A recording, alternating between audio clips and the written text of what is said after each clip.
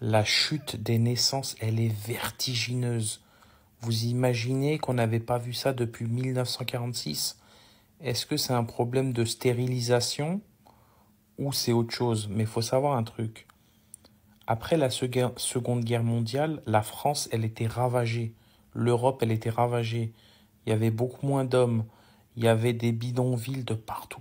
Des bidonvilles à perte de vue. Ok, vous alliez en banlieue parisienne, c'était que des bidonvilles. Il n'y avait pas de logement. Il n'y avait pas de nourriture. Les gens, ils crevaient la dalle. Ok? Et là, on est en 2023-2024. Ok? Il y a de la nourriture, il y a des logements, même si c'est un peu la crise. Il y a largement assez d'hommes, il y a largement assez de femmes.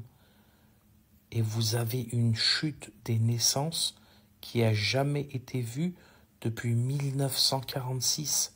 Mais c'est affolant, c'est affolant.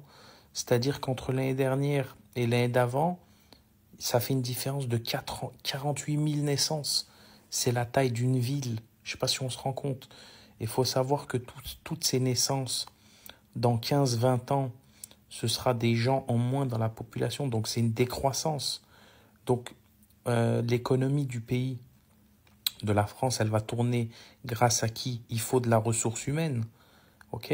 Cette ressource humaine, ils vont aller la chercher ailleurs si elle n'est pas disponible en France. C'est comme les fruits et légumes. Quand il n'y en a pas assez sur le territoire, vous les importez. Ok? Donc ils vont importer de la ressource humaine de l'extérieur. Donc ça va être de l'immigration massive parce que sinon le pays ne pourra pas tourner. Ok? Et le plus gros problème, c'est que c'est pas les plus intelligents qui font beaucoup d'enfants. Là, il est là le gros problème. Vous voyez, les gens intelligents ne font pas assez d'enfants. Donc là, si vous m'écoutez, les gens intelligents, faites plus d'enfants. Oui, ça coûte cher. Oui, c'est dur. Oui, il n'y a pas de place en crèche. Oui, l'éducation nationale, ça devient du grand n'importe quoi. Mais pensez à l'avenir aussi. Et franchement, moi, je trouve ça ultra inquiétant. Vous avez des théories, vous, là-dessus ou pas? C'est la stérilisation ou pas? C'est bizarre quand même.